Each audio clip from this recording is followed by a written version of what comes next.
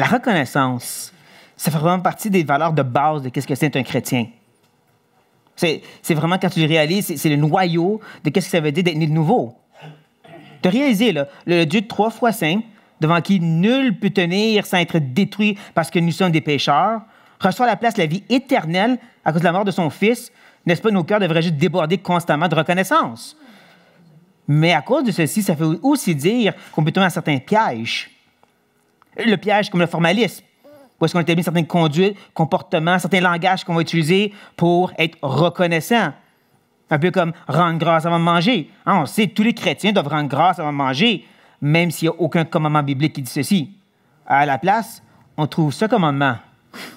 Rendez grâce en toutes choses, car c'est à votre égard la volonté de Dieu en Jésus-Christ.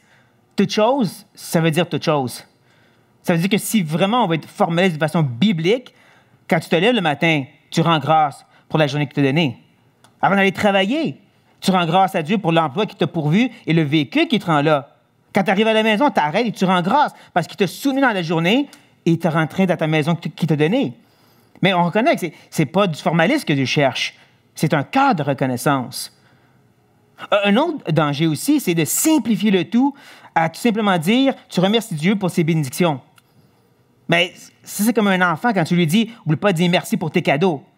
Est-ce vraiment un cœur de reconnaissance? Est-ce vraiment ce que la Bible appelle justement cette gratitude, cette louange? Je ne crois pas, parce qu'encore, la Bible nous dit ceci. Par lui, par Christ, offrons sans cesse à Dieu un sacrifice de louange, c'est-à-dire le fruit des lèvres qui confesse son nom. Ici, dans le contexte, c'est que Christ il était présenté comme celui qui était mis à l'extérieur pour être crucifié pour nous. Donc, c'est l'œuvre qu'il a faite. Et c'est l'œuvre qu'il a faite qui fait en sorte qu'on peut venir au Père pour le louer, mais aussi, il parle de confesser son nom. Il parle de qui il est aussi. Il ne faut pas oublier, l'Évangile, ce n'est pas seulement que Christ est mort pour nos péchés, c'est que le Père a exalté le Fils. Il l'a élevé par-dessus tout autre nom. Donc, c'est qui il est et qu'est-ce qu'il a fait qui nous amène à cette louange.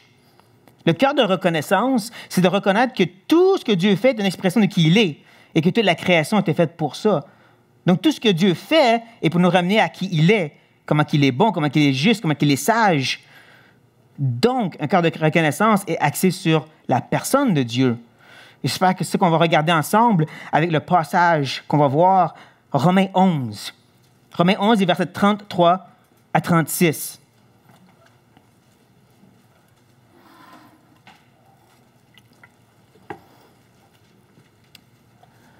C'est un petit passage, quand même. Et en réalité, le passage se raccourcit quand tu réalises que Paul se répète 3 fois. Il ferait une triple répétition. Il fait ce qui est appelé un parallélisme. Très simplement, c'est quand tu répètes la même chose, mais différemment. On voit souvent dans les psaumes des versets où on dirait qu'il dit la même chose, mais de 2 façons différentes. Donc, où est-ce que Paul va avoir une idée principale au verset 33, centrée sur Dieu. Il va ensuite se répéter par des questions rhétoriques au verset 33, 34 et 35, disant encore la même chose, et finalement au verset 36, axé directement sur Dieu, parlant toujours de la même chose. C'est un peu comme une grosse vague au milieu de l'océan qui retombe sur elle-même encore et encore. C'est majestueux. C'est de toute beauté. Donc, ces quelques mots de la part de Paul nous donnent un peu une image du Dieu invisible. Wow! Et je dis ceci parce que dans ce texte, on peut voir plusieurs des attributs de Dieu présentés de façon subtilement et pas très subtilement. Des attributs comme ceci. Oups. Ah bon. Ils ont disparu. OK. Je vais essayer de me rappeler. Sa grâce, son infinitude, son omniscience et sa préscience, son incompréhensibilité, facile à dire, sa puissance et son acéité. Essayez pas de chercher ces mots-là, on va les voir ensemble au fur et à mesure qu'on avance. Mais, comme je dis, toutes ces choses-là sont présentées dans notre petit texte. Gardez-les en tête. Et là, on peut commencer avec notre verset 33. Il commence en disant « oh », puis on arrête déjà ici. Parce que ce mot, dans le grec, justement, c'est un mot qui parle d'un étonnement, d'un émerveillement. Voici comment Paul commence le tout. Il est émerveillé. Se rappelant que, justement, Paul vient juste de décortiquer et exposer complètement l'Évangile. Pendant 11 chapitres, il nous présente qu'est-ce que c'est l'Évangile. Et après ceci, il doit reculer et dire « oh, wow, quel Dieu nous avons ». Et donc, je dois poser la question, sommes-nous dans cet état d'émerveillement devant notre Dieu de façon constante, ou sommes-nous si impactés par nos situations, bonnes ou mauvaises, qu'on a la misère des fois à être justement dans cet état de louange envers Dieu? Je dis, quand tu réalises, comme je l'ai dit, tout ce que Dieu a fait parle de lui, et que nous avons nos sens ouverts à ça, nos oreilles, nos yeux, même notre bouche, on peut goûter que Dieu est bon. Que tout ceci, justement, nous parle de Dieu, nous ramène à lui. N'est-ce pas qu'on devrait à chaque pas, à chaque état, à chaque situation, même chaque souffrance, être amené à voir la sagesse, la bonté, l'intelligence, l'amour de Dieu? D'être dans justement cet état perpétuel de « Oh, wow, quel Dieu nous avons! » Oui, c'est un combat. C'est pour ça que justement des passages tels que ceux dans Jacques chapitre 1, considérez comme une joie les différentes épreuves dans lesquelles vous êtes. Je l'ai paraphrasé, désolé, mais c'est ça l'idée. C'est un effort, mais c'est un effort qu'on est appelé à faire parce que Dieu en est digne. Parce que Dieu a ouvert nos sens pour le reconnaître. Donc oui, haut, le premier mot. Ensuite, le deuxième, profondeur. Encore, il y a beaucoup de richesse dans juste ce mot-là. Parce que même s'il va mentionner 3 choses, l'idée de profondeur nous parle justement de ce Dieu qui est illimité, infini. Cette profondeur n'a pas de fin. Même si un jour, on va le connaître comme il nous a connus, on ne va jamais le connaître complètement parce qu'il n'y a pas de fin à Dieu. On va l'explorer pour l'éternité et jamais finir parce qu'il finit jamais. Je sais, c'est un petit peu abstrait comme idée, donc prenons juste un petit attribut pour nous aider à comprendre sa bonté. Sa bonté, il est infiniment bon. Qui, même pour nous, régénérés comme nous sommes, ayant sa parole, ayant son esprit, on est quand même limité dans la sphère de la réalité de comprendre c'est quoi ce infiniment bon. C'est pour ça que des fois, on regarde les circonstances et on se dit, ça ne peut pas être de Dieu, ça ne semble pas bon. Non, Dieu est infiniment bon et tout vient de lui. Donc, c'est pour ça justement qu'on est émerveillé par cette idée que Dieu est infiniment bon et on ne doit pas se laisser retenir par ces choses. Et là, Paul continue à avancer. Il parle ensuite de sa richesse. Et là, il faut qu'on se demande de quelle richesse il parle. Les prédicateurs modernes nous diraient « money ». L'argent, bien sûr. Une meilleure vie maintenant. C'est tout à propos de là, qu'est-ce que Dieu va te donner. Je ne suis pas un prédicateur moderne. Je suis plus vieux jeu. J'aime les anciens théologiens et les puritains qui avaient tendance à aller vers les Écritures, comme on va faire maintenant. Dans Éphésiens, un autre épître de Paul, il dit « Mais Dieu, qui est riche en miséricorde, à cause du grand amour dont il nous a aimés, nous qui étions morts par nos offenses, nous a rendus à la vie avec Christ. C'est par grâce que vous êtes sauvés. Il nous a ressuscités ensemble. Il nous a fait asseoir ensemble dans les lieux célestes, en Jésus-Christ, afin de montrer dans les siècles à venir l'infinie richesse de sa grâce, par sa bonté envers nous, en Jésus-Christ. Manquez pas, infini. Cette richesse aussi, l'infini. Donc, il parle de grâce et miséricorde juste ici. Des termes interchangeables. C'est un peu comme les deux côtés de la même médaille. Même si on peut faire une distinction. Dire miséricorde, c'est justement le fait qu'on ne reçoit pas le jugement ou la punition qu'on mérite. Et que grâce, c'est tu reçois la bénédiction que tu ne mérites pas. Mais ça veut dire beaucoup plus que ça, ces mots-là. Ils sont beaucoup plus riches. Demandez à l'expert du grec juste ici, il va vous le dire. Il y a beaucoup plus de richesse derrière ces mots-là. Mais comme j'ai dit, sont vraiment interchangeables. Ils parlent vraiment de recevoir ce qu'on ne mérite pas de la part de Dieu. Et pour ça, je dirais, peu importe exactement ce que Paul voulait dire par la richesse, c'est clair, c'est quelque chose qu'on ne mérite jamais. Que c'est justement grâce, miséricorde, pitié de la part de Dieu. Mais il y a d'autres richesses, Dieu. Toujours dans Éphésiens, à moi qui suis le maître de tous les saints, cette grâce a été accordée d'annoncer aux païens les richesses incompréhensibles de Christ. On va revenir sur le mot, bien sûr. Richesse de Christ. Wow! Encore, je dirais, c'est son œuvre. Oui, c'est le fait qu'en lui, justement, nous avons cette relation avec le Père, mais c'est aussi qui il est. Il est le joyau le plus précieux dans le diadème du Père.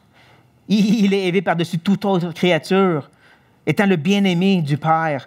Donc, c'est qui il est, qu'est-ce qu'il a fait, cette richesse de Christ. Il y a une autre richesse, toujours dans le chapitre 3.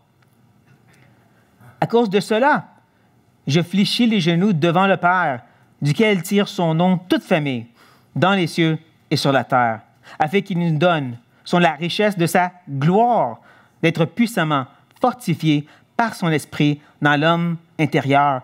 Je me demande si vous voyez un peu le cheminement que Paul nous a fait faire. Il est parti de la grâce, ce que nous recevons. Il nous a fait passer par Christ, par lequel nous recevons la grâce, pour nous amener ultimement au Père, la richesse de sa gloire à lui. De nous au Père. Comme je dis, la richesse, c'est centré sur Dieu, qui agit selon ce qu'on ne mérite pas à travers l'œuvre que Christ a faite. Quel Dieu glorieux que nous avons. Et ça, c'est juste quelques exemples de la richesse de Dieu, mais je pense que c'est quand même assez bon pour ce matin. C'est pour ça qu'on va retourner de passage et prendre une gorgée d'eau avant.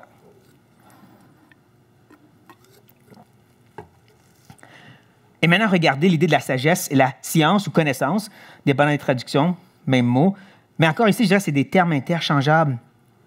Ou est-ce que la distinction, c'est peut-être de dire que la connaissance, c'est l'information en soi, et la sagesse, c'est la mise en pratique de l'information. C'est qu'on a des livres de sagesse. Où est-ce qu'on apprend comment mettre en pratique toute cette information de la Bible? Hein, les proverbes, l'Ecclésiaste. Donc, la sagesse pour Dieu, c'est comment il se met à l'œuvre dans la vie de tous les jours. La providence, on va revenir sur ça tantôt. Mais, justement, c'est ces détails par lesquels Dieu fait avancer son plan dans toutes ses créations et comment, justement, c'est sage. Ça n'a pas d'erreur à l'intérieur. Parce que ça vient d'un Dieu qui est, justement, connaissant ou omniscient. Dieu connaît tout ce qui est et ce qui n'est pas, ce qui est possible et impossible. Il connaît toute possibilité dans une seule vraie pensée, et c'est de toute éternité. Ça fait éclater mon cerveau. Dieu n'apprend rien. Il ne découvre rien.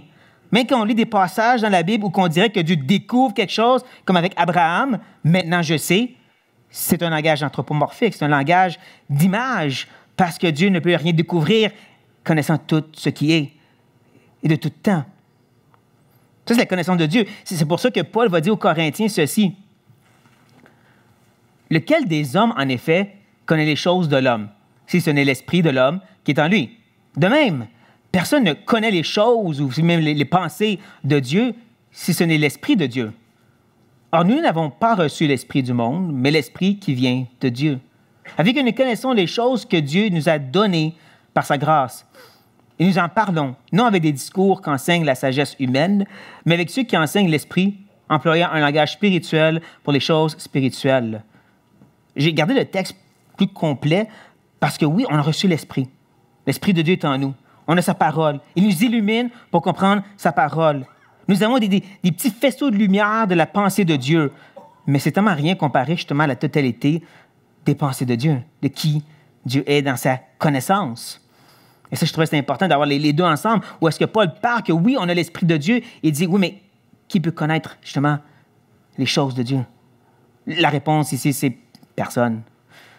C'est ça qui émerveille Paul comme il est en train de faire présentement dans notre texte. Et c'est pour ça qu'il va, en revenant à notre passage, se lancer dans un autre parallélisme ici, d'autres répétitions. Et il va dire que ses jugements sont insondables et ses voies incompréhensibles.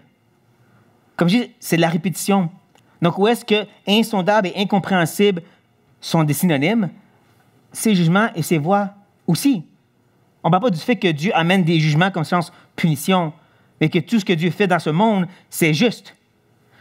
C'est que la façon qu'il interagit, des fois il y a de la grâce, des fois il y a de la bonté, des fois il y a de la bénédiction, des fois il y a des malédictions, c'est juste. Et ça nous dépasse.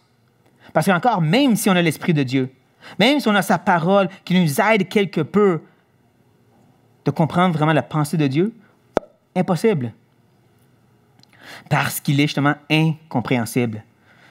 Comme je dis, c'est une autre des choses que Paul nous montre. De connaître Dieu, même de connaître des choses sur Dieu. Oui, c'est possible, il nous l'a révélé. Mais comprendre, c'est impossible. Même dans le mot comprendre, vous l'avez, prendre, c'est l'idée justement de saisir la pensée de Dieu. Non. Mais je peux reconnaître un peu comment Dieu agit dans ce monde, de dire je sais qu'est-ce qu'il fait, où est-ce qu'il s'en va avec ça. Non. Et voici qu'est-ce que M. Augustin a à dire sur l'incompréhensibilité. Nous parlons de Dieu.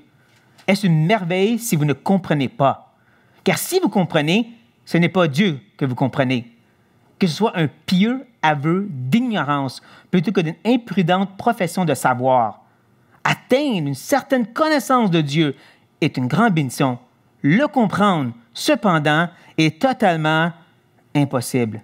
Je dirais un amen aux paroles de notre frère ici. Parce que c'est le Dieu que nous avons. C'est ce qui amène Paul à être si émerveillé devant ce Dieu.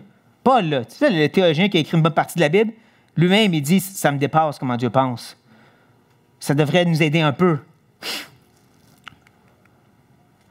Parce que Dieu est d'accord avec Augustin. Il dit, car mes pensées ne sont pas vos pensées, et vos voix ne sont pas mes voix, dit l'Éternel. Autant les cieux sont élevés au-dessus de la terre, autant mes voix sont élevées au-dessus de vos voix, et mes pensées au-dessus de vos pensées. Il est bon ici de se rappeler un peu le contexte dans lequel Dieu parle.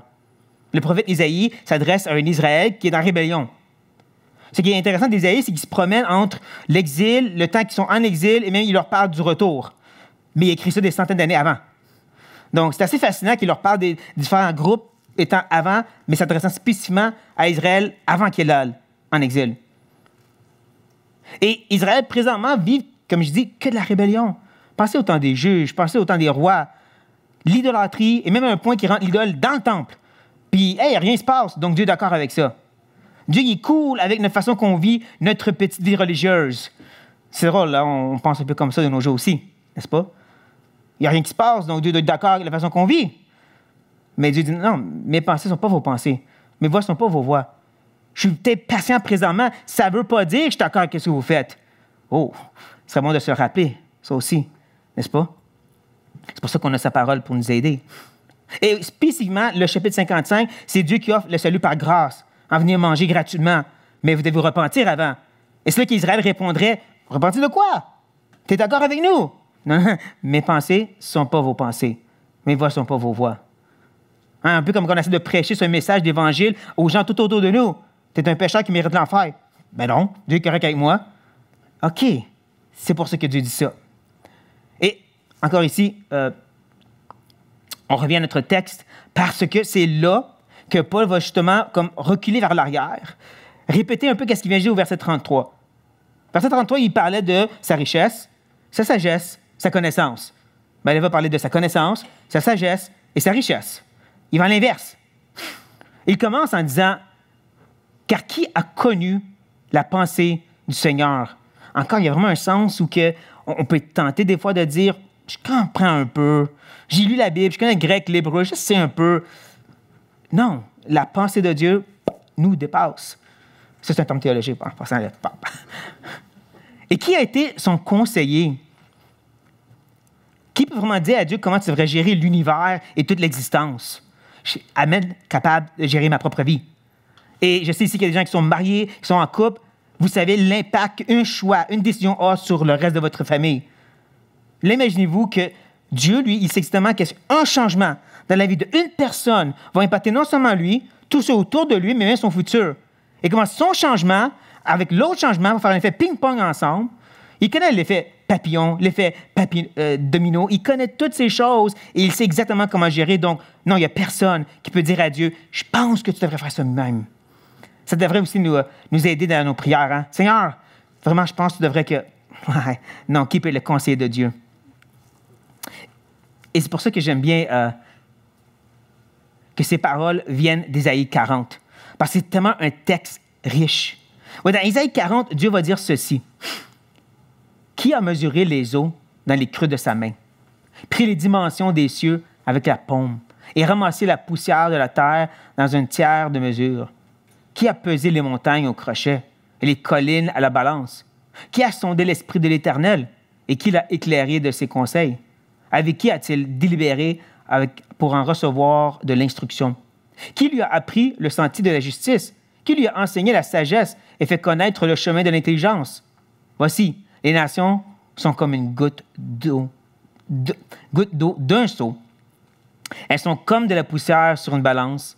Voici, les îles sont comme une fine poussière qui s'envole. Encore, j'ai pris le texte plus complet, dans lequel il y a les mêmes paroles que Paul a utilisées pour nous montrer justement comment Dieu se présente. Encore ici, le contexte est important. À ce moment-ci, Isaïe s'adresse au peuple qui est en exil. Ils ont vu Jérusalem anéantie. Ils ont vu l'Empire babylonien faire des choses extraordinaires, écraser les Égyptiens. Puis là, ils se font dire, Dieu va non seulement les écraser eux, mais il va vous rétablir. Mais non, Dieu nous a abandonnés. De quoi tu parles? As-tu vu qu'est-ce qui est arrivé à Jérusalem? As-tu vu qu'est-ce que Babylone peut faire? Dieu ne peut pas rien faire ici. Dieu ne veut rien savoir de nous. On va s'infiltrer dans le babylonien, puis on va arrêter d'exister les Juifs. Et c'est pour ça que Dieu parle comme ceci. Et il leur dit, je pèse des montagnes. Oublie Monsieur Olympique. Dieu dit, montagne, je le lève avec un petit doigt. Et il dit, ces nations-là, c'est comme une goutte dans un vase d'eau, c'est comme une goutte dans l'océan. Ils sont rien, ils sont comme la poussière sur une balance. Tu sais, quand vous allez à l'épicerie, là, vous achetez des fruits et légumes, parce que prenez le temps d'enlever la poussière, parce que ça pèse beaucoup, c'est la poussière, hein?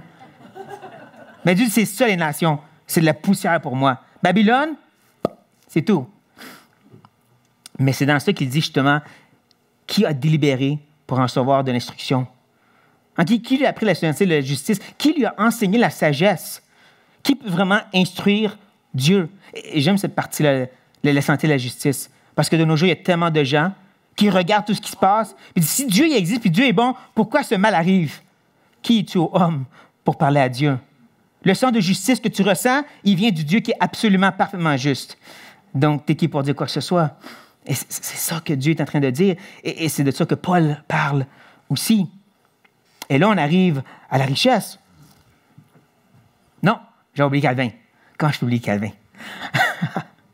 J'aime ce que Calvin dit sur le verset 34. J'aurais dû vraiment pas l'oublier. Chaque fois, donc, que nous entrons dans un discours sur les conseils éternels de Dieu, qu'une bride soit toujours mise sur nos pensées et notre langue, afin qu'après avoir parlé sobrement et dans les limites de la parole de Dieu, notre raisonnement puisse enfin se terminer par quoi? L'admiration. Oui, tu as la parole. Oui, tu as l'esprit. Oui, ça fait longtemps que tu es chrétien. Good. Après que tu aies pu quand même expliquer un peu ce que Dieu est en train de dire dans ces passages, tu te recules et tu ne dis pas « donc Dieu fait ceci »,« donc Dieu va faire cela ». Non, « donc Dieu est incroyable ». Point. C'est ça que Calvin nous dit. Un homme qui est un grand théologien est en train de dire ça. Un homme qui a écrit des commentaires sur la Bible dit « il faut se reculer et juste admirer ». J'aime ça. Là, on arrive au verset 35. Qui lui a donné le premier pour qu'il ait à recevoir en retour? Encore ici, on revient sur la grâce de Dieu. On revient sur le fait qu'il ne doit absolument rien. Tout est de lui. Il est le Créateur. Et il peut faire de ses créations ce qu'il veut. Qu'as-tu reçu? Qu'as-tu reçu? Non, ça j'allais oublier. Que tu n'aies reçu, merci. Et pourquoi tu te vantes, justement, si tu l'as reçu? Et c'est ça, justement, l'idée, c'est tout est de sa part. Donc, même l'obéissance et la fidélité ne te gagnent rien. Parce que même cette obéissance et fidélité vient du fait que de Dieu vient le vouloir et le faire selon son bon plaisir. C'est lui qui t'a motivé à faire ce bien, donc il ne te doit rien en retour. C'est lui qui t'a amené à le faire.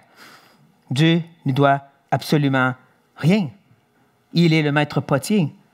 Et ces paroles nous viennent du livre de Job. Vous vous rappelez de Job? L'homme le plus juste de toute la terre. Celui devant qui était tellement béni que Satan a dû vouloir tout détruire. Et que Dieu était d'accord avec ça. Et que ses amis viennent donc l'encourager et dire, je suis un pécheur, c'est pour ça. Puis sa femme lui dit, maudit Dieu, et meurs. Et donc, c'est compréhensif qu'il dit, moi, je vais aller devant Dieu. Puis lui demander, pourquoi tu as fait ça? Si j'ai rien fait, pourquoi ceci se passe dans ma vie? Une bonne question, honnêtement, là. Il n'y a pas tort de se poser la question, pourquoi je souffre si j'ai rien fait? Et Dieu vient le voir. Et il commence en lui partageant cette infinie sagesse, cette infinie connaissance. Puis ensuite, il va lui dire ceci. De qui suis-je le débiteur? Je le paierai. Sur le ciel, tout m'appartient. Quelle réponse facile, hein? Un mic drop juste ici. C'est aussi simple que ça. Je ne dois rien à personne. Je suis le maître potier. Je fais ce que je veux avec le vase qui est la création et les vies de tous. Je ne dois rien à personne. C'est la réponse qu'il donne à Job et c'est la parole sur laquelle Paul est en train de parler ici. Ça, c'est notre Dieu. Ça, c'est sa grâce, justement. Et c'est pour ça que Paul va maintenant venir et fixer directement sur Dieu au verset 36 et dire, c'est de lui, par lui et pour lui que sont toutes choses. À lui la gloire dans tous les siècles. Amen. Comme j'ai dit, Paul se répète une dernière fois ici. C'est de lui, de ses plans éternels, c'est sa connaissance. C'est par lui, sa sagesse qui agit dans ce monde. C'est pour lui, la richesse de sa, quelqu'un? Gloire! OK, je vous ai aidé un peu. Et c'est pour ça qu'on va prendre le temps de décortiquer ces 3 petites expressions qui sont devant nous. Ça va sûrement pas marcher. Oui, good. On ne sait jamais, hein? C'est de lui, qui parle certainement de sa puissance, du fait qu'il a créé à partir de rien. Mais ceci veut aussi parler de son acéité. T'inventes des mots, Martin, arrête. Non. C'est un simple terme latin qui veut dire de lui-même. Dieu est celui qui est en lui-même tout ce qui est nécessaire pour son existence, l'existence de tout ce qui sort de lui. En d'autres mots, on parle de son autosuffisance. Et non pas comme un enfant de 5 ans qui dit « je suis capable toute seule ». C'est d'un Dieu qui est en lui-même tout ce qui est nécessaire pour faire ce qu'il veut. Et comme je dirais, c'est vraiment à la racine de tout le reste de qui est Dieu. Parce que cette puissance et cette connaissance est omnie seulement parce qu'il est autosuffisant. Cette puissance pourrait être grande, mais limitée s'il n'y a pas en lui-même toute la source pour toujours être chargé, si je peux dire même. Ou cette connaissance, elle dépendrait des autres si elle ne viendrait pas d'une source qui est infinie en lui-même. Donc, cette autosuffisance est d'une grande importance. C'est pourquoi on peut aussi dire que Dieu est parfait. Il a en lui-même tout ce qui est nécessaire, donc il n'y a rien à ajouter à Dieu. Mais c'est aussi là que ça devient un petit peu touchy dans notre relation avec lui, parce qu'on ne peut rien ajouter à Dieu, même relationnellement. Dieu n'est pas seulement autosuffisant, il est autosatisfait. Parfait, c'est Saint-Esprit. Une relation parfaite, je ne viens pas ajouter à la joie de Dieu. Donc, comment est-ce que je fais pour une relation? Moi, un être qui ne connaît que donner et recevoir, avec un être qui ne peut recevoir, je ne sais pas. Mais je sais que c'est important. Parce que si Dieu n'est pas autosuffisant ainsi, tout explose. Rien ne se soutient parce que Dieu ne l'a pas en lui-même. Donc, c'est important, ce de lui. Là, on peut avancer, hein? Oui, par lui. Puisque c'est de lui, il peut justement faire soutenir toutes choses par la puissance de sa parole. Qu'on peut avoir justement notre existence en lui. En lui, nous avons le mouvement et l'être parce qu'il est capable, étant autosuffisant. Ce par lui parle justement de sa providence, comme on a parlé tantôt. La providence, comme certains ont dit, c'est la souveraineté de Dieu. Ses plans prédestinés mis à l'œuvre dans la vie de maintenant, qui inclut les grands comme les petits détails.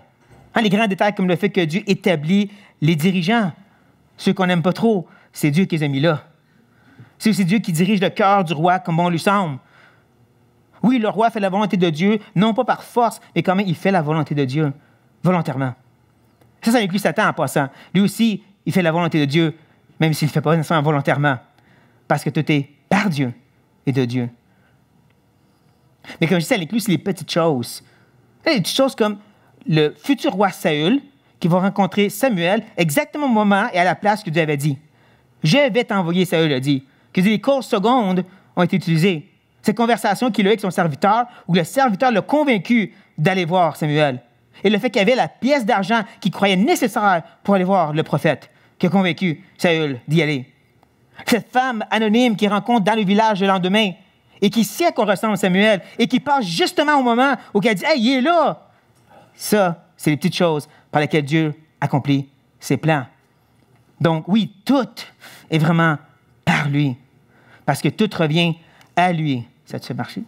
Pour lui, oui. Tout est centré sur notre grand Dieu, parce que c'est lui la source de tout ce qui est. Et c'est pour ça que c'est tellement triste qu'il y a une branche pseudo-chrétienne axée sur moi.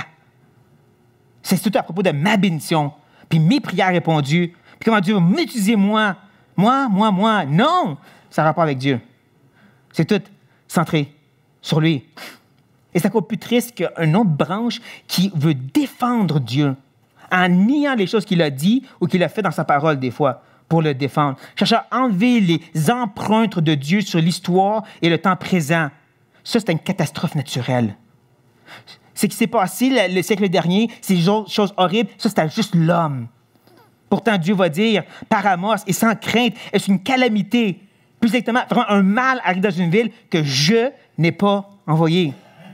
Dieu va dire à travers ses prophètes, à plus qu'un prophète, les gens comme les Babyloniens, et les Assyriens, les peuples horribles, cruels, méchants, c'était des outils entre mes mains pour faire ma volonté et donner mon jugement. Dieu n'a pas honte de dire, je suis le maître, je fais ce que je veux. Oui, bien sûr, Dieu est infiniment bon et juste et saint et amour et souverain parce que tout est centré sur lui. Et c'est quelque chose qu'on doit reconnaître, mais qu'on peut avoir de la misère. Si on examine nos cœurs réellement et sincèrement, est-ce que je peux dire que ce que je veux, c'est que sa volonté soit faite, que son nom soit exalté? Est-ce vraiment mes intentions, mes désirs qui vont se montrer par mes actions, mes prières? Parce que si je suis honnête, moi, je ne peux pas dire oui à 100%. Ça arrive beaucoup trop souvent que je suis axé sur le royaume de Martin et non le royaume de Dieu. Que même si des fois je vais prier, oui, Seigneur, ta volonté soit faite, que ton nom soit exalté, il y a quelque chose au fond de moi qui dit, et j'espère que tu vas me bénir donc. J'espère que tu vas régler mon problème ici. Et je ne parle pas être le seul pécheur ce matin qui pense comme ça, des fois, dans leur prière, dans leur relation avec Dieu. Pourtant, on sait, on a été créés pour sa gloire, pour prendre plaisir en sa volonté, comme le Fils dont sa nourriture, c'était de faire la volonté du Père. Nous avons été faits pour ceci, comme j'ai dit, tout autour nous rappelle ceci. L'Évangile nous rappelle ce fait. Vous vous rappelez l'Évangile?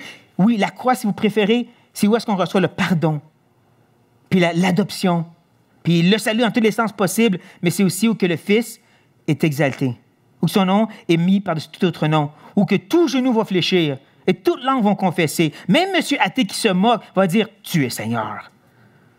Et nous, merci Seigneur, on le fait avant le jugement, mais c'est quand même axé sur lui, pas sur moi. Pensez aux anges élus. Vous savez, ceux qui voient la face de Dieu jour et nuit, ne sont pas dans le ciel en train de faire des high-fives. Yes, on est les anges élus, nous autres. Non, ils crient quoi? Saint, Saint, Saint. Pourquoi? Pas parce qu'ils sont obligés, parce que Dieu leur tord le bras, parce qu'ils voient Dieu et ils sont émerveillés par lui. Donc oui, on a besoin que Dieu ouvre nos sens toujours plus pour le voir, l'entendre et le reconnaître dans tout ce qui se passe.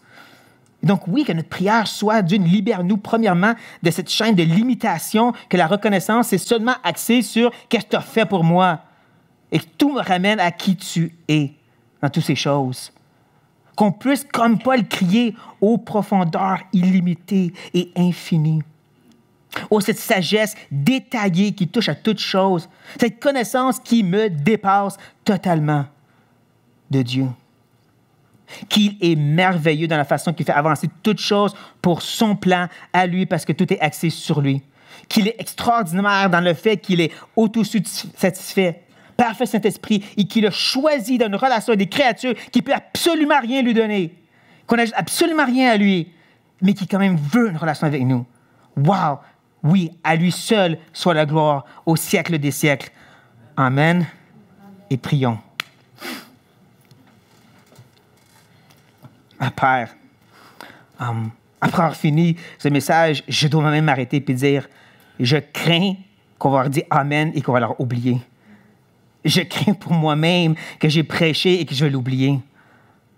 Parce que c'est bon ici ce matin. Seigneur, c'est excitant, on l'a loué, on va chanter encore. Mais après ça, il y a la semaine qui s'en vient. Puis il y a les choses qui se passent, puis les épreuves, puis les obligations, puis on va t'oublier, Seigneur. Aide-nous. Ouvre nos oreilles, ouvre nos yeux. Parle-nous par ton esprit. Rappelle-nous tout le temps, à chaque pas, Seigneur, qu'on ne fait que s'approcher d'être pour toi, avec toi, pour l'éternité. Rappelle-nous, Seigneur, dans toutes circonstances, tu n'as pas besoin de nous, mais tu as choisi de nous aimer. Tu n'as pas besoin de nous, on n'apporte rien, mais tu veux une relation avec nous pour être émerveillé. Seigneur, aide-nous à voir ta sagesse et ta bonté et ton amour dans tout ce qui se passe autour de nous parce que tu nous as réveillés à ces choses. Le monde souffre. Ils sont misérables parce qu'ils n'ont pas goûté, parce qu'ils n'ont pas été éclairés. Mais nous, on n'a pas d'excuses, Seigneur. Donc, aide-nous à pas juste être ici sur le top de la montagne, puis ensuite redescendre, puis tout oublier dans le smog de la réalité. Ah, Seigneur, éclaire nos chemins, je t'en supplie, pour ces semaines et mois à venir. Continue à nous nourrir par ta parole, continue à nous nourrir par des sermons, continue, Seigneur, à nous rappeler par des petits faisceaux de lumière à quel point tu es glorieux. Parce que toi seul es digne, oh Dieu, on a besoin de ça. J'ai besoin de ça. C'est pour ça que je demande au nom de Jésus-Christ. Amen.